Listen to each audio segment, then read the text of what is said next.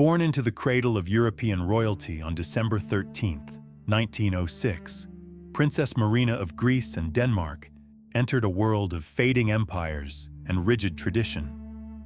She was the third daughter of Prince Nicholas of Greece and Grand Duchess Elena Vladimirovna of Russia, a lineage that connected the sun-drenched marble of Athens to the frosty grandeur of the Romanovs. From her earliest days, Marina was groomed for a life of duty and elegance, unaware that the stability of her world was balanced on a knife's edge as political tensions simmered across the continent. Growing up in the Tatoi Palace, Marina was surrounded by the echoes of ancient history and the stifling protocols of the Hellenic court. Her childhood was marked by a sophisticated education, focusing on languages, music, and the arts, under the watchful eye of her formidable mother. Despite the luxury, there was an underlying sense of fragility within the Greek monarchy. The young princess watched her parents navigate the complex web of European diplomacy, her sharp mind absorbing the nuances of royal conduct, while she developed the poise that would eventually define her public persona. By the time Marina reached her early teens, the shadow of the Great War and the chaos of the Balkan conflicts began to tear at the seams of her comfortable life. The Greek royal family found themselves increasingly isolated as political factions within the country clashed. The sound of distant artillery and the hushed, urgent conversations of her father and uncles filled the halls of the palace. The innocence of her childhood was replaced by a grim awareness of the precarious nature of power, as the dynasty she belonged to faced an existential threat from Republican movements. The year 1917 brought the inevitable collapse. The Greek monarchy was overthrown, and Marina's family was forced into a humiliating and hasty exile. They fled their homeland with little more than the clothes on their backs and a few precious family heirlooms. This transition from royalty to refugees profoundly shaped Marina's character, instilling in her a resilience and a drive to maintain her dignity regardless of her circumstances. The ship carrying them away from the shores of Greece sailed into a gray, uncertain future, leaving behind the only world she had ever known. Life in exile took the family across Europe, eventually settling in the sophisticated circles of Switzerland and Paris. Despite their reduced financial means, Marina's mother insisted on maintaining the standards of their rank. Marina learned to craft her own clothes and adapt to the bohemian yet aristocratic atmosphere of 1920s Paris. This period of hardship was where her legendary sense of style was forged, not through opulence, but through necessity and an innate eye for aesthetics. She became a fixture of the Parisian social scene, a princess without a throne, but with an undeniable presence. As the 1930s dawned, Marina's reputation as one of the most beautiful and cultured women in Europe preceded her. She was multilingual, musically gifted, and possessed a razor-sharp wit that charmed the elite circles of London and Paris. Her visits to her British relatives became more frequent, and she caught the eye of the British public as a symbol of old-world glamour. Unlike many of her contemporaries, Marina possessed a self-assuredness that was both intimidating and alluring, a quality that suggested she was destined for a role much greater than that of a displaced princess. In the summer of 1934, Marina's path intersected with that of Prince George, the Duke of Kent, the youngest son of King George V. The Duke, known for his charismatic yet troubled nature, was instantly captivated by Marina's intellect and poise. Their meeting was orchestrated by family members who hoped a marriage to the stable and sophisticated Marina would ground the flighty prince. What began as a strategic alliance quickly evolved into a genuine connection, as both found in the other a partner who understood the heavy burdens and unique isolation of royal life. The announcement of their courtship set the British press into a frenzy. Marina was unlike any royal bride the public had seen before. She was cosmopolitan, fashion-forward, and unapologetically European. She brought a sense of modern chic to the stolid House of Windsor. Every hat she wore and every gesture she made was scrutinized and imitated. Despite the public adoration, Marina remained a private and somewhat mysterious figure, navigating the complexities of the British court with a cautious grace, aware that her every move was being weighed against the traditions of her future husband's family. Their engagement was officially announced in August 1934, sparking a wave of Marina mania across the British Empire. Behind the palace walls, however, Marina faced the daunting task of integrating into the rigid hierarchy of King George V's court. She had to navigate the expectations of Queen Mary, a woman who valued duty and tradition above all else. Marina's transition from a stateless princess to a member of the world's most powerful monarchy was fraught with unspoken tensions and the constant pressure to conform, all while maintaining the unique identity that had made her a star. As the wedding date approached, Marina's role as the new face of the British monarchy was solidified. She was more than just a bride. She was a beacon of glamour during a period of economic hardship and political unrest. Her influence on British culture was immediate, from the Marina blue color she favored to the way she carried herself with a mixture of regal distance and modern accessibility.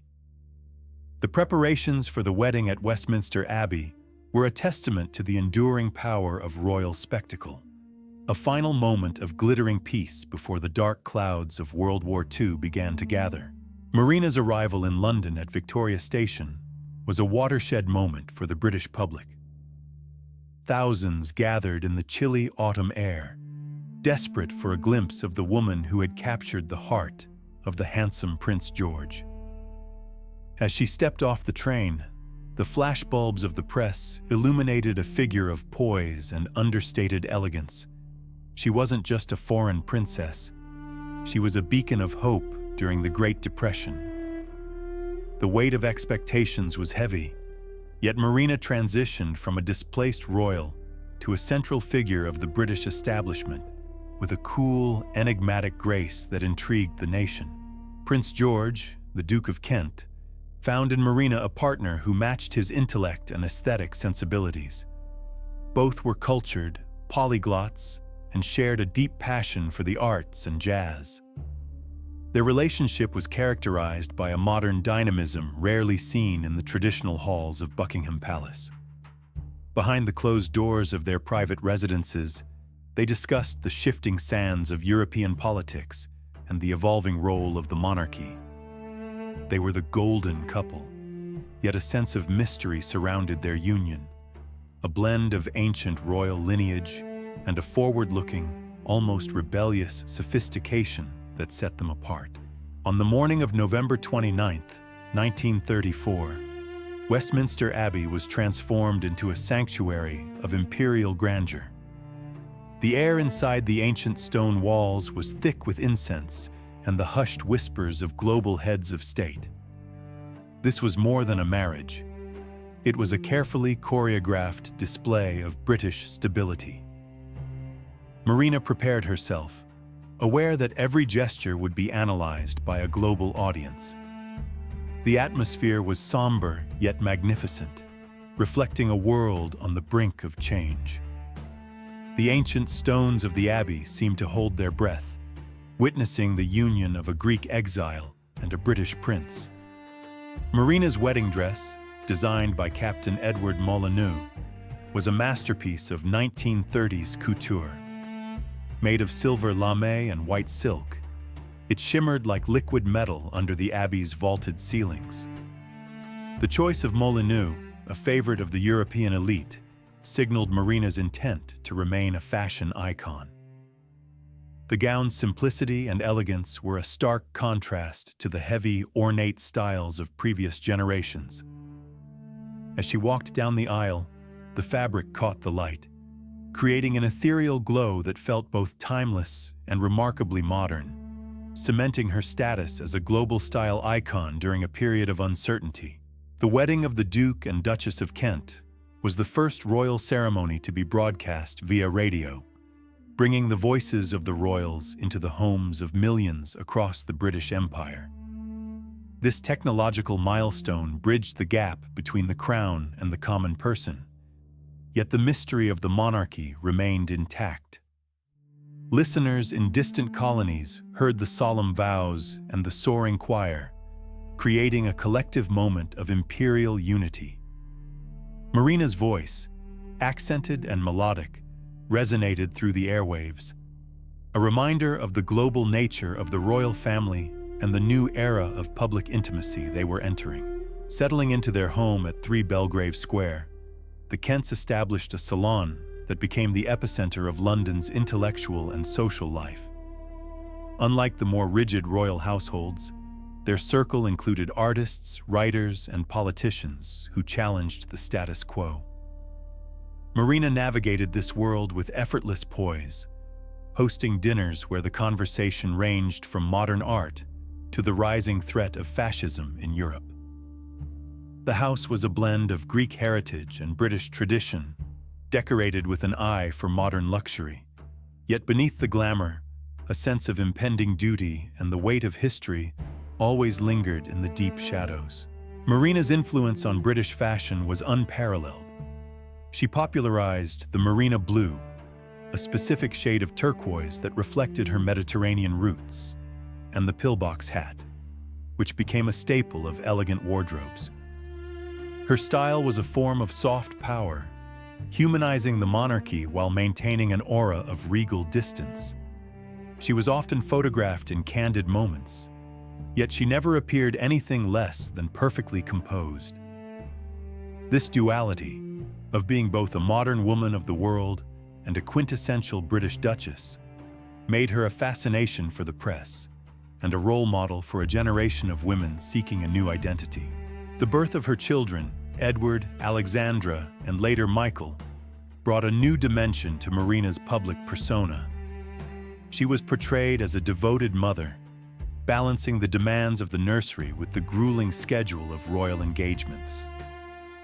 These glimpses into her family life at Coppens, their country estate, provided a sense of stability to a public increasingly anxious about the future. However, the domestic peace was often interrupted by the growing drumbeat of war.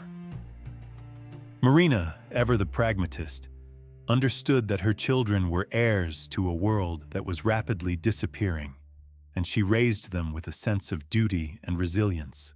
As the 1930s drew to a close, the Duke and Duchess were increasingly involved in diplomatic efforts to shore up European alliances. Marina's connections to various European royal houses provided her with a unique perspective on the rising tensions. She watched with a heavy heart as her homeland of Greece and her adopted country of Britain were drawn closer to the precipice of conflict. The Kents became symbols of resilience, their public appearances marked by a renewed sense of gravity. The glittering peace was fading, replaced by the grim reality of air raid drills and the mobilization of the British military forces. The summer of 1939 was the last gasp of the old world. At royal garden parties and official functions, a forced sense of normalcy prevailed, yet the air was thick with the scent of change. Marina continued her duties with unwavering commitment, her fashion choices becoming more practical as the nation prepared for austerity. The Duchess, once the symbol of carefree glamour, was now a figure of wartime resolve. As the clouds of World War II finally gathered, the story of the glamorous princess became a story of endurance, sacrifice, and the quiet strength of a woman who had found her place in the empire. On September 3, 1939, the crackling voice of Neville Chamberlain echoed through the halls of Coppens, the Kent family estate. The announcement of war with Germany shattered the fragile peace of the royal household. For Princess Marina, the transition was immediate and profound. Gone were the days of Parisian couture and social galas. The Duchess of Kent now faced a world of rationing, air raid sirens, and the terrifying uncertainty of global conflict. She stood by the window, watching the late summer sun set on an era that would never return. Her expression a mask of stoic resolve that would define her wartime persona. Marina's commitment to her adopted country was absolute. In late 1939, she took the unprecedented step of joining the Women's Royal Naval Service, known as the Wrens. She traded her elegant gowns for the austere navy blue uniform of a chief commandant. This was no mere honorary role. The Duchess insisted on undergoing training and understanding the intricacies of the service. She became a symbol of national unity, bridging the gap between the monarchy and the thousands of women serving in the forces. Her presence at naval bases across Britain provided a significant boost to morale during the dark early days of the conflict. As the Blitz began to ravage London, the Duchess of Kent refused to retreat into safety. She moved between Coppens and London, often staying in the capital during the height of the bombing raids. The glamour of her previous life was replaced by the gritty reality of a city under siege. Marina spent her nights in shelters and her days visiting bombed-out neighborhoods, offering comfort to those who had lost everything. Her poise remained unshaken even as the sirens wailed, her presence a reminder that the royal family shared the hardships and dangers faced by the common people. Despite the war, family life continued in the shadow of duty. Marina's husband, Prince George, Duke of Kent, served with the Royal Air Force, often away on dangerous missions. Their rare moments together were precious and fraught with the knowledge that each goodbye could be their last. Marina balanced the upbringing of her children, Edward and Alexandra, with her increasing official responsibilities. She became a patron of numerous wartime charities, focusing on the welfare of nursing staff and the families of sailors. Her workload was relentless, but she performed every task with the same grace that had once captivated the world. The Duchess's role as Chief Commandant of the Wrens took her to the most remote corners of the British Isles. She inspected coastal defenses and visited secret naval installations, often traveling in uncomfortable conditions.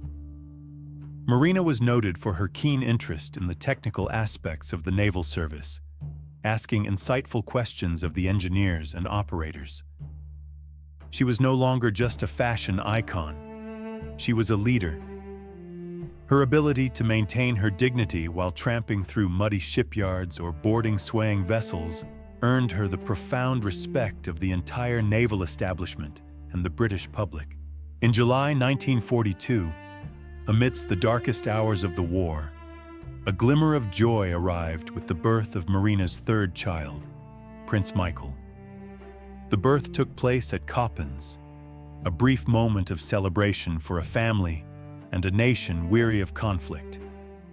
However, the happiness was tempered by the reality that the Duke of Kent was soon to depart for a morale-boosting mission to Iceland. Marina, though still recovering, put on a brave face as she prepared to see her husband off.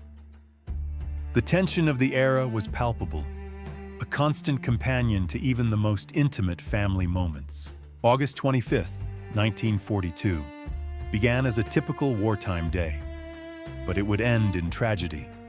Prince George boarded a short Sunderland flying boat at Invergordon, bound for Iceland. As the aircraft took off into the misty Scottish skies, Marina remained at Coppens, busy with her duties and her young children. The Duke was on a mission to visit RAF personnel, a task he took as seriously as any combat mission.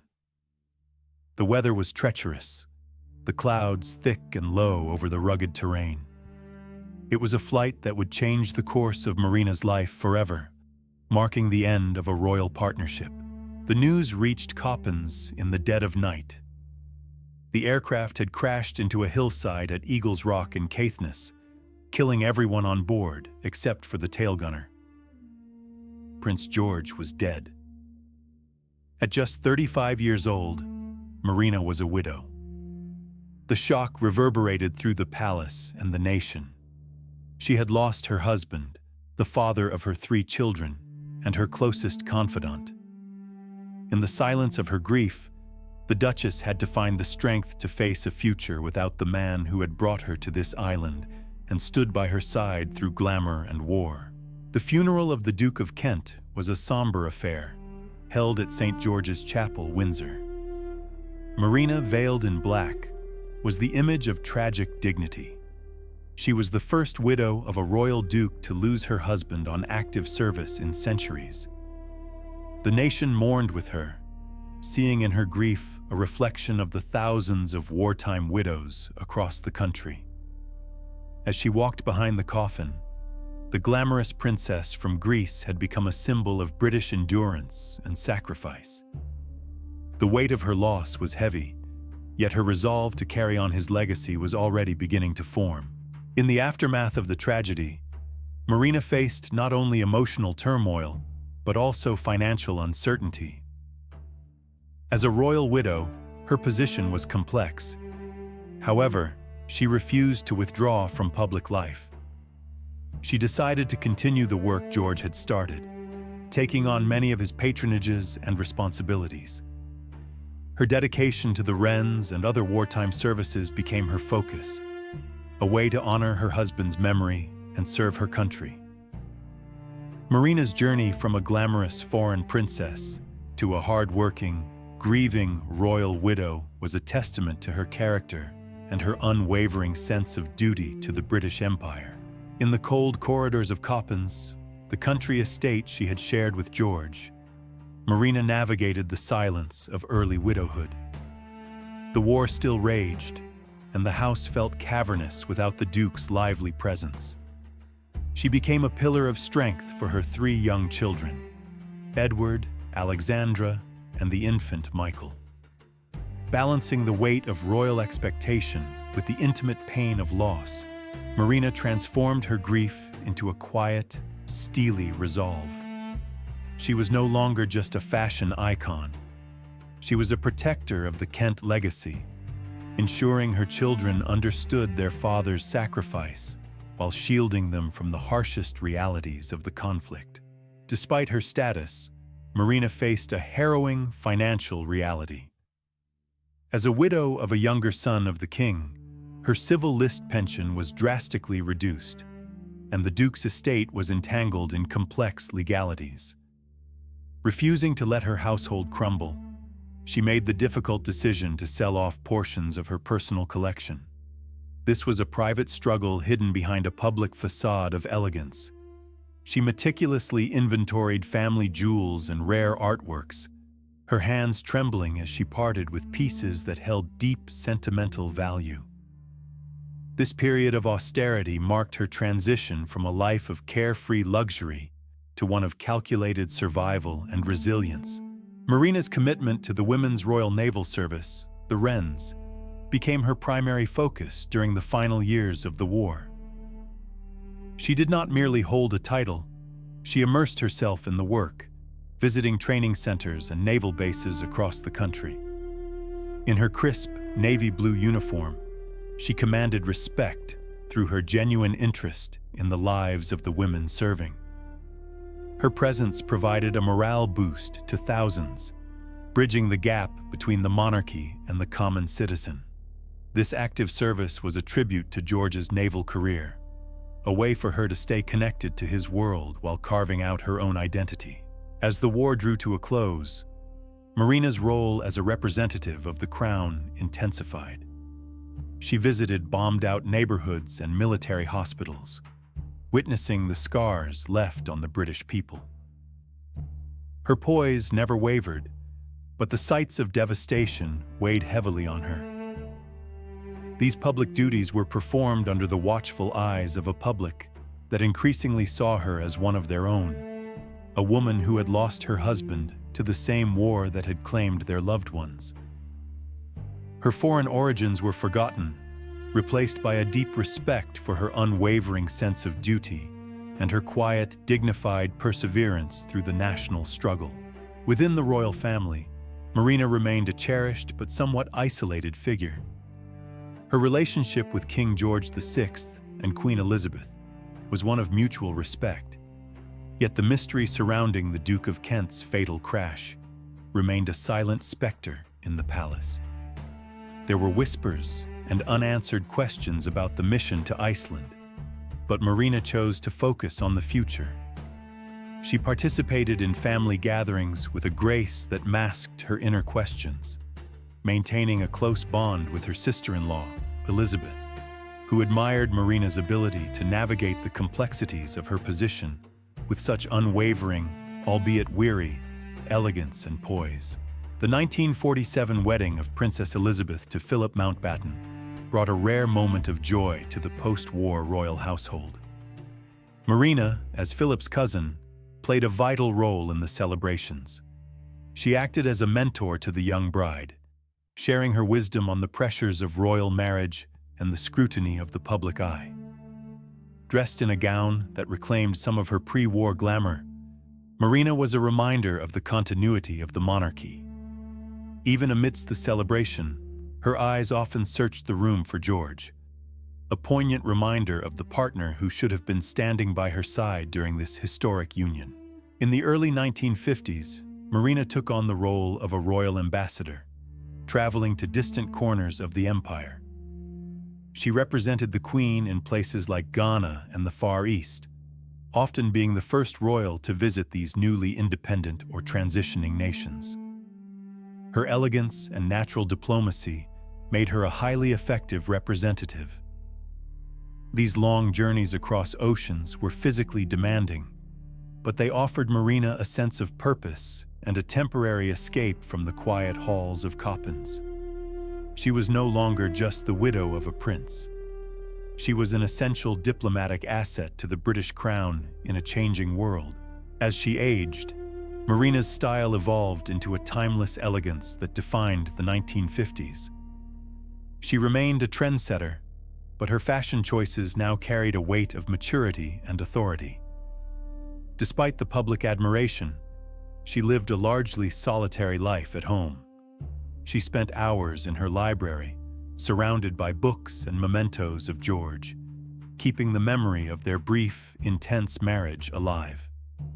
The financial pressures remained a constant, quiet concern, forcing her to be meticulous with her resources. This duality, public glamour and private frugality, shaped the later years of her life, making her a complex figure of both high fashion and hard reality. The mystery of the 1942 air crash never truly faded from the public consciousness or Marina's mind. Throughout the 1950s, occasional reports and speculations surfaced, questioning the official narrative of pilot error. Marina remained publicly silent on the matter, honoring the Official Secrets Act and the dignity of the crown. However, in private, she maintained contact with George's former associates, perhaps seeking her own answers to the tragedy that had redefined her life. This underlying thread of mystery added a layer of intrigue to her public persona, the glamorous widow who held the secrets of a lost prince and a forgotten wartime mission. As the coronation of Queen Elizabeth II approached in 1953, Marina took her place as a senior member of the royal family. She was a bridge between the era of George V and the new Elizabethan age. The preparations were exhausting, but she navigated them with the expertise of a seasoned royal. Marina's presence at the ceremony was a testament to her endurance. She had survived war, widowhood, and financial struggle to remain at the heart of the British monarchy. As the crown was placed on the young queen's head, Marina looked on with a mixture of reverence and the quiet knowledge of the heavy price of duty. Following the coronation, Princess Marina transitioned into her role as the ultimate veteran of the royal family. While the young Queen Elizabeth II focused on the weight of her new crown, Marina served as a bridge to the past, mentoring the younger generation in the nuances of protocol and presence. Her life at Kensington Palace became a hub of quiet activity, where the echoes of the Victorian era met the austerity of the post-war years. She remained a symbol of unwavering dignity, her poise a shield against the personal grief she still carried for her lost husband, George. In 1957, the Queen entrusted Marina with a historic mission, representing the crown at Ghana's independence ceremonies. It was a pivotal moment in the decolonization of the British Empire. Marina arrived in Accra, her natural grace bridging the gap between old imperial traditions and the birth of a new nation. She navigated the heat and the political complexity with the same effortless elegance she displayed in London ballrooms. For Marina, it was more than a duty. It was a testament to her importance as a diplomatic asset, a royal whose charm could soothe the friction of a changing world. Despite the outward glamour of her public tours, Marina's private world remained one of careful management. The Duchess of Kent was famous for her impeccable style, often appearing in the international best-dressed list. However, this image was maintained through meticulous thrift. She would often have her Parisian gowns altered and reworn for years, proving that true elegance was an innate quality rather than a product of endless wealth. In the quiet corridors of her home, she balanced the books and planned her children's futures, a widow navigating the high-stakes world of the British aristocracy on a limited budget. Marina's patronage of the All England Lawn Tennis and Croquet Club became one of her most beloved roles. Each summer, she would grace the royal box at Wimbledon, her presence as much a part of the tradition as the grass courts themselves. She took a genuine interest in the athletes, her serious demeanor often breaking into a rare, genuine smile as she presented the trophies. To the public, she was the epitome of royal continuity, a figure who linked the glamorous pre-war seasons to the burgeoning modern sporting era, all while maintaining an aura of ancient British mystery. The 1960s brought a new chapter of family milestones. In 1961, her eldest son, Edward, the Duke of Kent, married Catherine Worsley at York Minster. For Marina, it was a moment of profound pride and bittersweet reflection. Seeing her son take his place at the altar reminded her of her own wedding to George decades earlier. The ceremony was a grand affair, drawing the eyes of the world to the north of England. Marina stood as the matriarch, her presence lending an air of timeless legitimacy to the union, even as the world outside began to embrace the radical shifts of the decade. 2 years later, in 1963, Marina's daughter, Princess Alexandra, married the Honorable Angus Ogilvy at Westminster Abbey. It was a radiant event that once again placed the Duchess of Kent at the center of royal spectacle. Marina, now 60 years old, remained a formidable figure of beauty and grace. She had successfully raised her 3 children into prominent roles within the monarchy, fulfilling the promise she made to herself after George's death. The wedding was a triumph of her endurance, a public celebration of the family she had fought so hard to keep together through years of financial and emotional hardship. Even as her children moved into their own lives, Marina's service to the Queen never faltered. She embarked on a grueling tour of Australia and the Far East, representing the crown with a stamina that surprised many. In the heat of the tropics or the formality of state dinners, she was the perfect diplomat. She carried with her the legacy of her Greek heritage, a sense of tragic history and royal destiny that commanded respect. She was not just a duchess, she was a sovereign's daughter, and that innate authority was evident in every hand she shook and every speech she delivered. The political turmoil in her homeland of Greece continued to haunt Marina.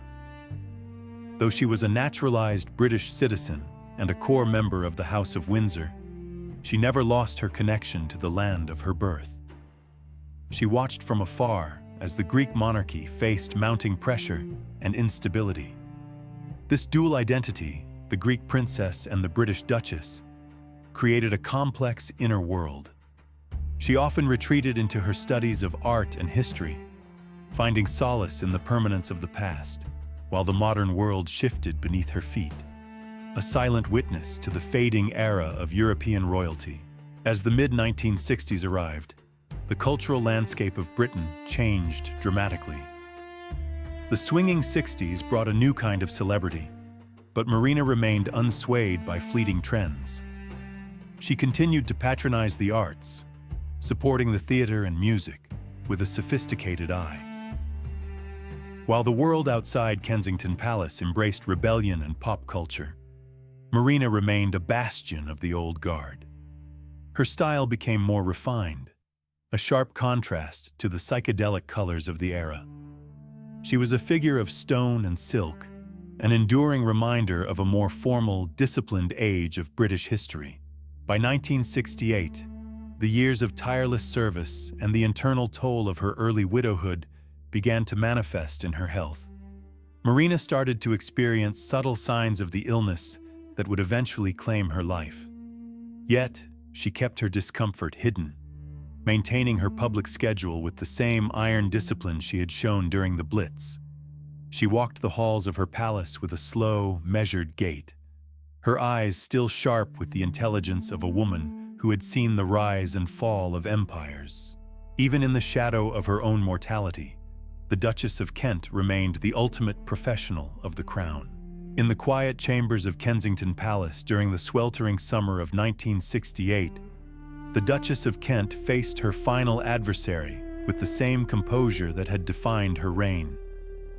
Her illness, a rapidly progressing brain tumor, began to cloud her vision and unsteady her hand. Yet she refused to surrender her duties. She sat at her heavy mahogany desk, the lamplight casting long, spindly shadows across the room as she meticulously sorted through her last remaining correspondence. To those who observed her from a distance, she remained the epitome of royal poise, a woman whose internal strength was forged in the fires of exile and war. When the official diagnosis was delivered, Marina received the news with a stoicism that stunned her physicians. There were no outbursts of grief, only a quiet request for clarity on how much time remained. She viewed her impending departure not as a tragedy, but as the final chapter of a long and dutiful service to her adopted country. In the dimly lit corridors of the palace, she walked with a slow, deliberate pace, her mind already organizing the transition for her children and the Queen. The mystery of her royal lineage, blending Greek, Russian, and British heritages, seemed to settle into a singular, dignified resolve. Despite the advancing illness, Marina insisted on making her final public appearances, most notably at Wimbledon, a tournament she had graced for decades. As she stepped onto the grass, the crowd felt the weight of her presence, sensing perhaps that this was a final farewell. Dressed in her signature, impeccable style, she moved with a grace that masked her physical pain. Her eyes scanned the familiar court, a place of joy and tradition, reflecting the deep sense of duty that had always come before her own well-being. She remained the ultimate professional, a bridge between the old world of empires and the modern era of the crown. In her final weeks, Marina spent hours in her private gallery, surrounded by portraits of the Romanovs and the Greek royals who had shaped her early life. She felt the heavy pull of history, the ghosts of a lost world whispering from the canvas. The deep shadows of the gallery seemed to harbor the secrets of a century of upheaval. Yet Marina found peace among them. She looked at a small, framed photograph of her late husband, Prince George, his smile frozen in a time before the war changed everything. The silence of the palace was thick with the scent of old wood and beeswax. As her strength faded entirely, the Duchess was confined to her apartments. The family gathered around her, the Duke of Kent and Princess Alexandra maintaining a vigil of quiet dignity. The atmosphere within Kensington Palace was one of hushed reverence, the ticking of grandfather clocks echoing through the empty halls. Marina's mind often drifted back to the snowy streets of Paris and the sun-drenched coasts of Greece, her past and present merging into a single tapestry of memory. She was preparing to leave the stage, but she ensured that every detail of her final departure was handled with the same precision she had applied to her life. On August 27, 1968, Princess Marina, Duchess of Kent, passed away peacefully in her sleep at Kensington Palace. She was 61 years old. The news rippled through the nation, bringing a sudden, heavy silence to the bustling streets of London. She was the last foreign-born princess to marry into the British royal family, a relic of a different age who had become more British than many born to the soil. Her death marked the end of an era of effortless glamour and unwavering stoicism.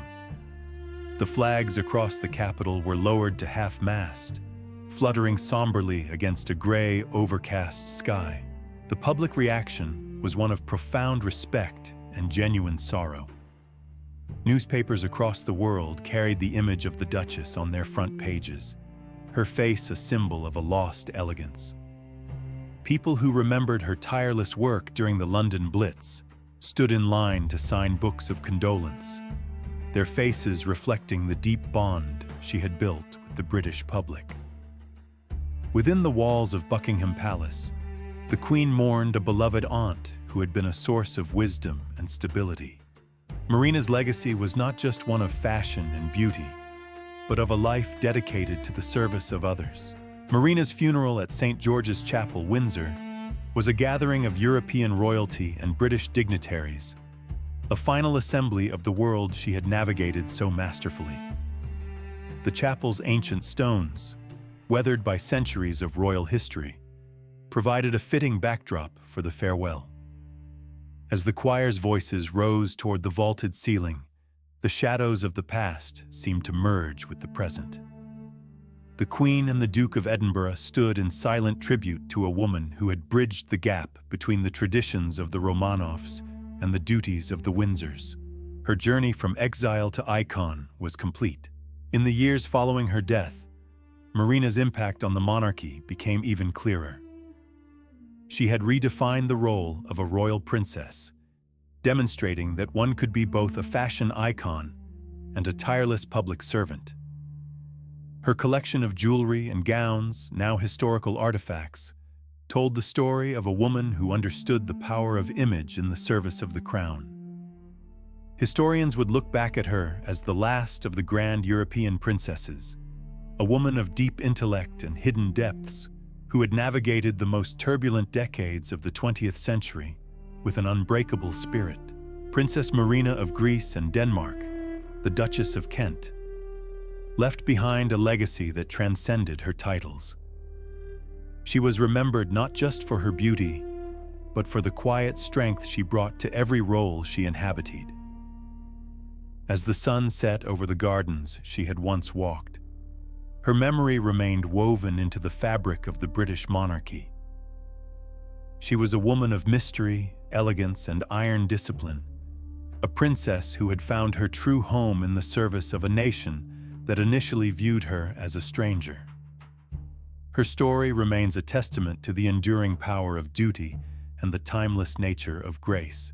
Following the tragic death of her husband, Prince George, Marina did not retreat into a quiet life of mourning.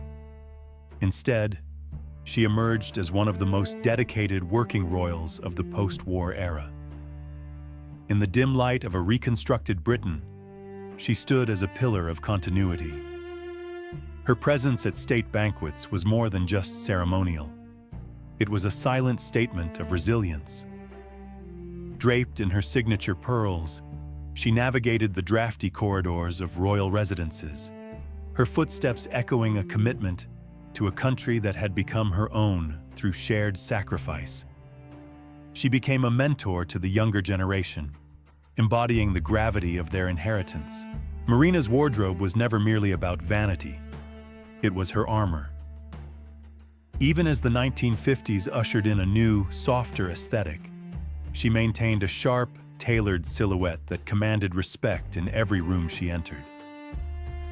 In the smoky, dimly lit drawing rooms of high society gatherings, she moved with the precision of a master diplomat. Every hat and every brooch was a calculated choice in the theater of royal duty. She understood that for a foreign-born princess, visual perfection was a form of political currency. Her style was a bridge between old-world European grandeur and the pragmatic modernism of the House of Windsor. Representing the Queen, Marina traveled to distant corners of the Commonwealth, where political climates were shifting as rapidly as the weather. In West Africa, she stood on the precipice of history, witnessing the birth of new nations with a stoic grace that masked the physical toll of travel. Despite the stifling heat and exhausting schedules, she never allowed a single hair to fall out of place. These tours were a testament to her iron discipline. She was an ambassador of a fading empire, yet she handled each encounter with a profound seriousness that bridged the gap between cultures, her dignity unwavering under a foreign sun. Inside the private apartments of Kensington Palace, the Duchess lived a life of quiet intellectualism and hidden depths. Surrounded by books on art history and Greek philosophy, she sought refuge from the public gaze. The rooms were filled with the scent of lilies and old paper, a sanctuary where she could shed the weight of her titles. Here, the mystery of Marina was most palpable. She was a woman who cherished the silence, finding solace in the memories of her childhood in Athens. In these private moments, the glamorous icon was replaced by a scholar of her own family's turbulent and often tragic European history. As the young Elizabeth II navigated the early years of her reign, she found in her aunt a source of unwavering support and seasoned perspective. Marina understood the burdens of the crown better than most, having watched her own family's thrones crumble across the continent. Their meetings were often held in the secluded, shadow-drenched corners of Buckingham Palace, away from the prying eyes of the press. Marina spoke little but observed much, her sharp eyes missing nothing. She provided a vital link to a more formal era, ensuring that the dignity of the monarchy remained intact during the rapid social upheavals of the post-war world. Despite her total devotion to her adopted home, a part of Marina always remained tethered to the rugged coastlines and ancient myths of Greece. This dual identity was her greatest mystery. She often spoke to her children in her native tongue, the melodic sounds of Greece echoing through the English fog. Her loyalty was to the British crown, but her soul was forged in the fire of Greek tragedy and the bitterness of exile. This internal conflict, though never publicly displayed, gave her a depth that fascinated the public. She was a princess of two worlds, belonging fully to neither, yet serving both with lonely pride. Marina's commitment to charity was never a matter of public relations. It was a deeply personal mission rooted in her own experience of loss. She visited hospitals and clinics with a quiet intensity, often staying long after the photographers had departed. She spoke to patients with a genuine interest that pierced through her royal reserve, offering comfort in the coldest of wards. In these sterile, dimly lit environments, her glamour took a back seat to her compassion. The documentary tone of her life was defined by these moments of service, where the daughter of a king treated the suffering of the ordinary citizen as her own. The 1960s brought a wave of cultural change that threatened to sweep away the traditions Marina held dear. Yet, she remained an immovable force of nature. While the world outside embraced the avant-garde and the rebellious, she refined her classicism into something timeless. She was the anchor of the royal family's public image, a reminder of the enduring nature of elegance in an era of fleeting trends. Her discipline never wavered. She attended every garden party and state opening with meticulous attention to detail. To the public, she was a symbol of stability, a regal presence from a more formal and mysterious age. Behind the scenes, the years of relentless duty and the heavy mantle of leadership began to take their toll on her health. Marina suffered from bouts of exhaustion, though she never let the mask of the Duchess slip in public. In the quiet of her dressing room, the shadows seemed to grow longer with each passing year. She would sit before her mirror, her heavy jewels removed, looking at the woman who had survived wars and widowhood. The mystery of her endurance lay in her refusal to complain. She viewed her fatigue as just another obstacle to be conquered by sheer force of will. As the final chapters of her life approached, Marina's official portraits became more than just records. They were icons of a vanishing world. She worked closely with photographers to ensure her image remained one of impenetrable dignity and grace. These images, captured in high contrast and deep shadows, defined her legacy for future generations. She was the architect of her own myth, a princess who understood that mystery was the key to maintaining the royal aura. Her journey remained a testament to a life lived entirely for the sake of duty, her elegance surviving even as the era she represented began to fade. The 1960s arrived with a whirlwind of social change that threatened to sweep away the rigid structures of the past. As the world embraced modernity and rebellion, Princess Marina stood as a steadfast sentinel of the old guard. From the windows of Kensington Palace, she watched the vibrant, chaotic energy of London shift and evolve. To the younger generation, she was a relic of a more formal, vanished age, but she viewed her role with unwavering seriousness. She refused to bend to the whims of fashion or the loosening of social mores, believing that the monarchy's power lay in its distance and its enduring traditions. By the mid-1960s, the tireless pace of Marina's royal duties began to take a visible, though silent, toll on her health.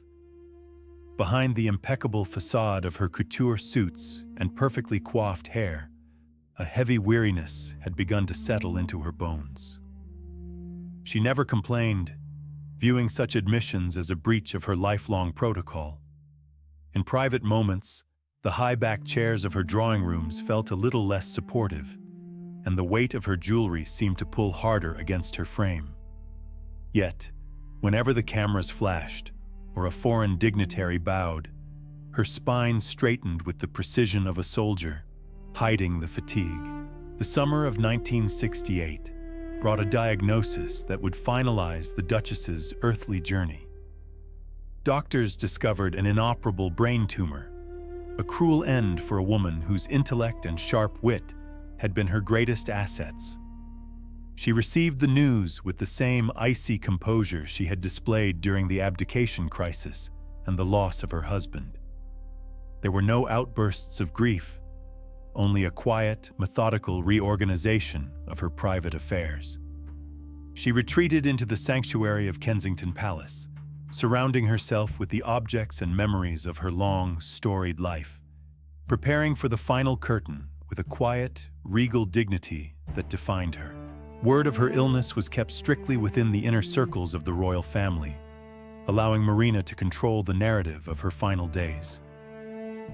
She did not want pity. She wanted respect. In her last weeks, she continued to receive visitors, her mind remaining sharp even as her physical strength ebbed away. She dictated letters, ensuring that her numerous patronages would be well handled after her departure. The silence of the palace corridors seemed to deepen, the air thick with the realization that an era was drawing to a close. She remained the mistress of her house and her destiny, even as the shadows lengthened. On the 27th of August, 1968, Princess Marina, Duchess of Kent, passed away peacefully in her sleep at Kensington Palace. She was 61 years old. The news sent a ripple of profound sadness through the Commonwealth. For over 3 decades, she had been a symbol of style, duty, and resilience. Flags across London were lowered to half-mast, and the public gathered at the palace gates to leave silent tributes for the woman who had arrived as a foreign princess and became the epitome of British royal grace. The glamorous Duchess, who had survived war and widowhood, had finally found her rest. Her funeral was a gathering of European royalty, a final assembly of the great dynasties she had bridged throughout her life. King Constantine of Greece, Queen Elizabeth II, and representatives from across the continent came to pay their respects at St. George's Chapel. The ceremony was a somber display of ancient tradition, conducted with the high church solemnity that Marina had always favored. The scent of incense and the sound of choral laments filled the vaulted air as the world bid farewell to a princess who had mastered the art of royal theater. She was buried beside her beloved George at Frogmore, reunited at last. In the aftermath of her death, the British public began to reflect on what Marina had truly represented. She was more than just a fashion icon. She was a bridge between the grand, imperial past and the modernizing present. Her life had been a masterclass in the creation of a royal persona, one that was both accessible through her hard work and distant through her natural aura. The archives were filled with images of her visiting hospitals, launching ships, and attending galas, each one a brushstroke in the portrait of a woman who understood that the crown's mystery was its most powerful attribute.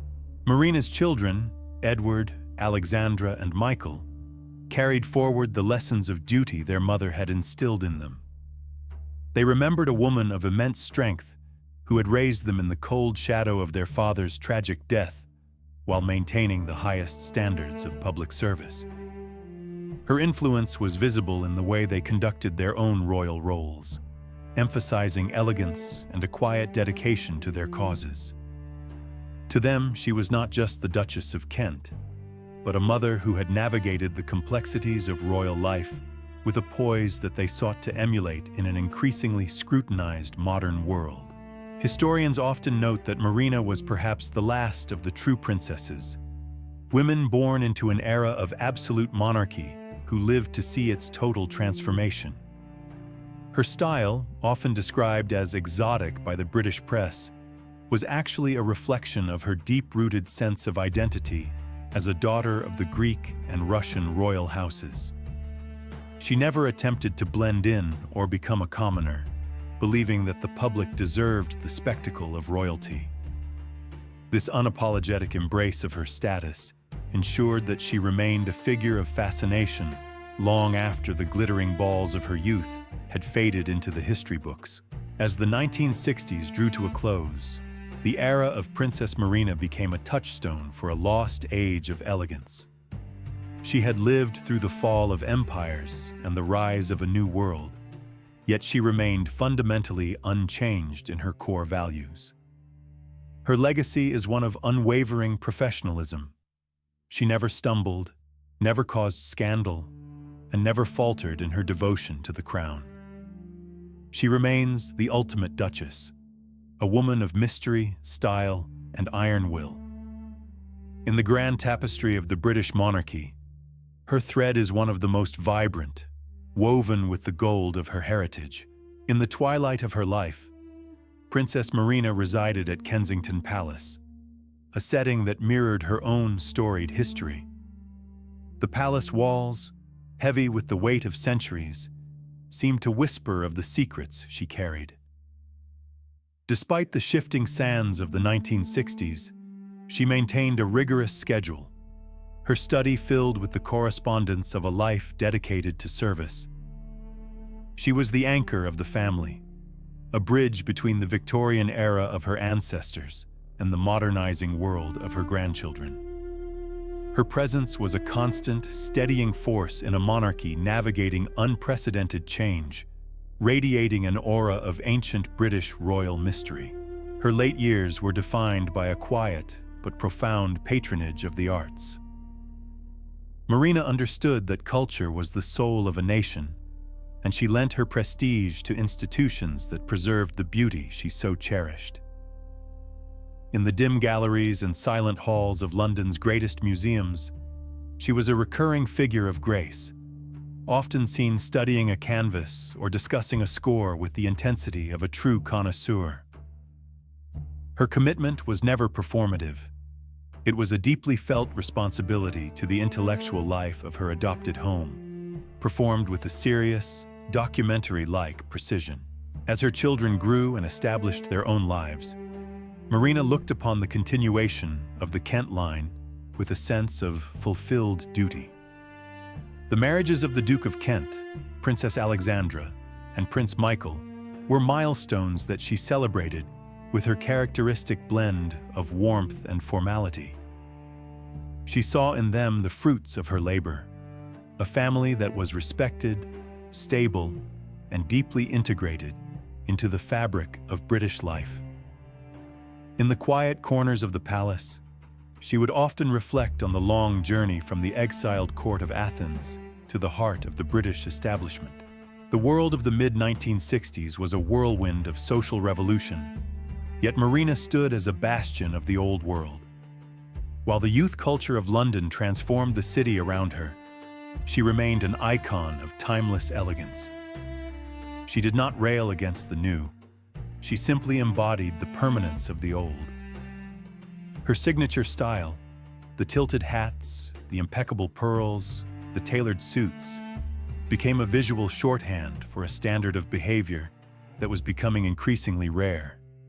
She was a living artifact of a more formal age, her silhouette a stark contrast against the neon lights of the modern city. One of her most beloved public roles was her presidency of the All England Lawn Tennis and Croquet Club. Every year at Wimbledon, her presence in the royal box was as much a tradition as the tournament itself. She brought a sense of royal theater to the Emerald Courts, awarding trophies with a smile that was both regal and genuinely appreciative of the skill on display. To the public, she was the face of the tournament, a symbol of continuity and excellence. Even in the heat of summer, she appeared cool and composed, a master of her public persona. By 1968, the relentless pace of her duties began to take a toll on her health. Though she hid her fatigue from the public eye, those closest to her noticed a softening in her step. She faced the prospect of illness with the same iron will that had carried her through exile and widowhood.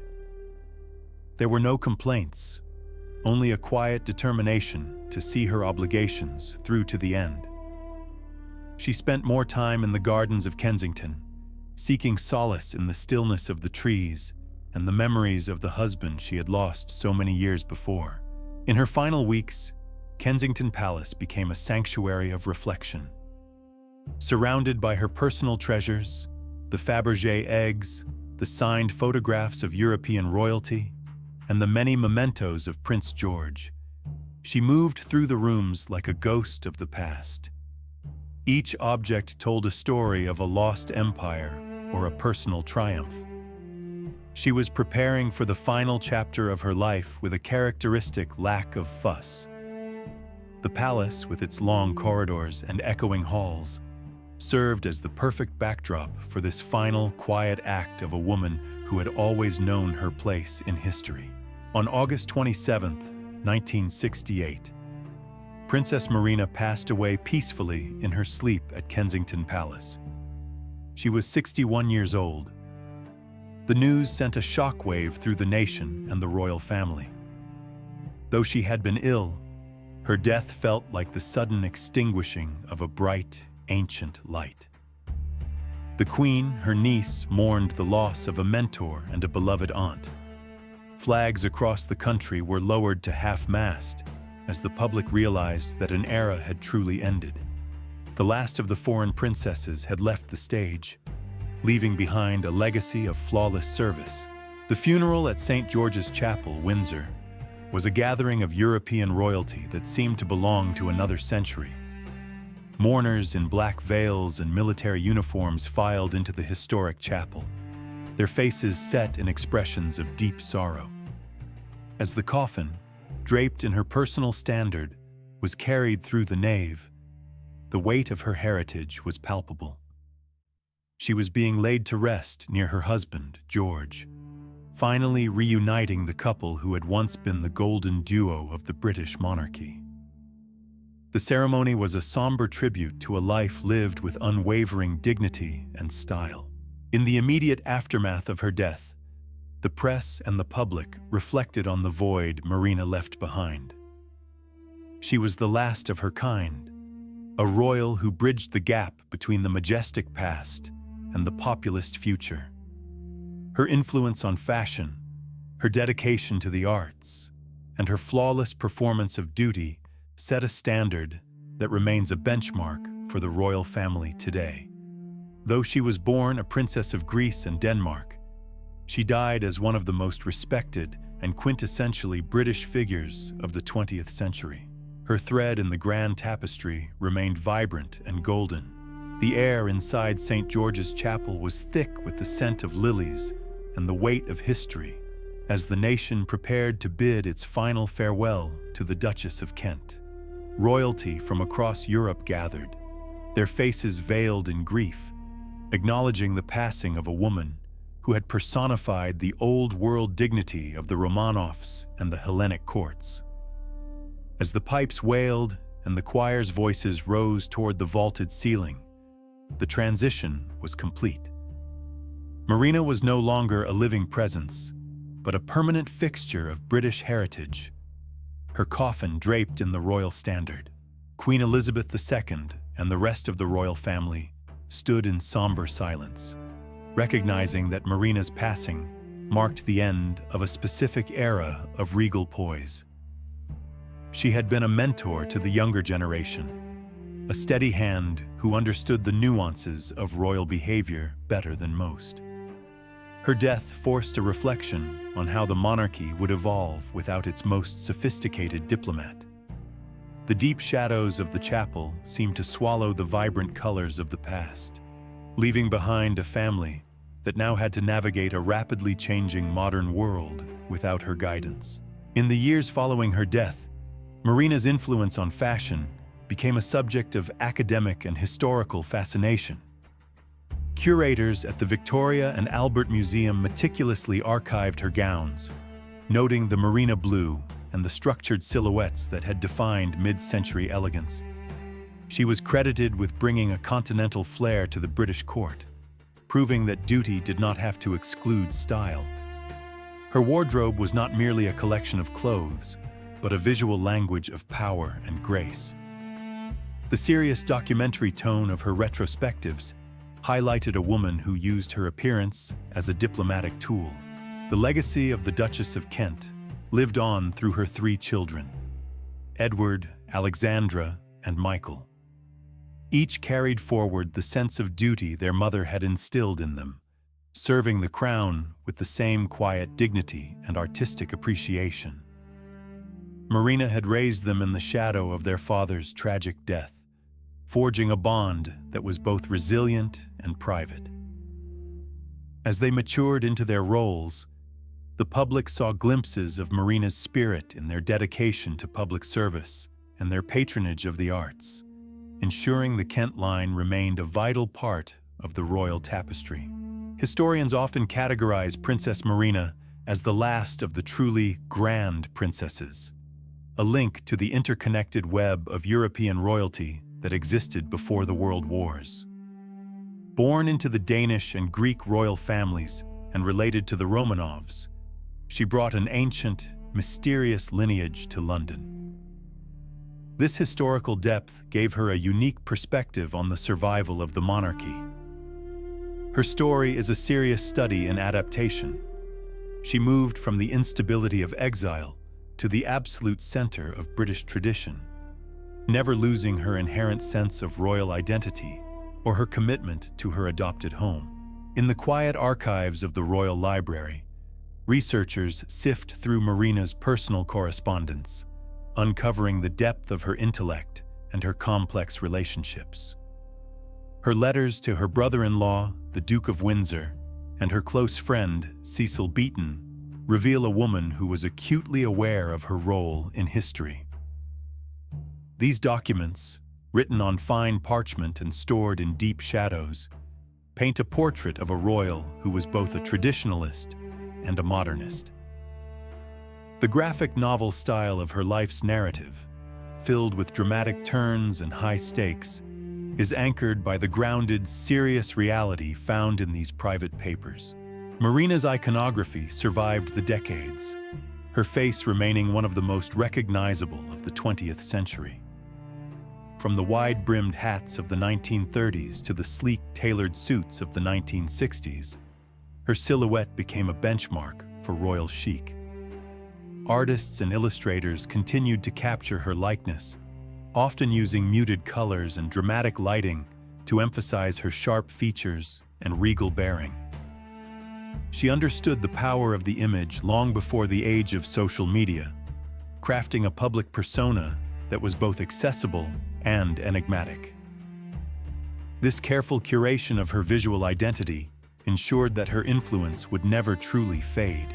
Looking back, Marina's journey from a penniless princess in exile to a pillar of the British establishment remains one of the most compelling narratives of the 20th century. She faced financial hardship, the loss of her husband, and the scrutiny of a foreign public with unwavering courage. Her life was a masterclass in resilience, showing that true nobility is found in one's character rather than one's circumstances. The serious documentary tone of her life story resonates with those who value perseverance. She did not just survive the storms of history, she learned to sail through them with unmatched elegance and poise.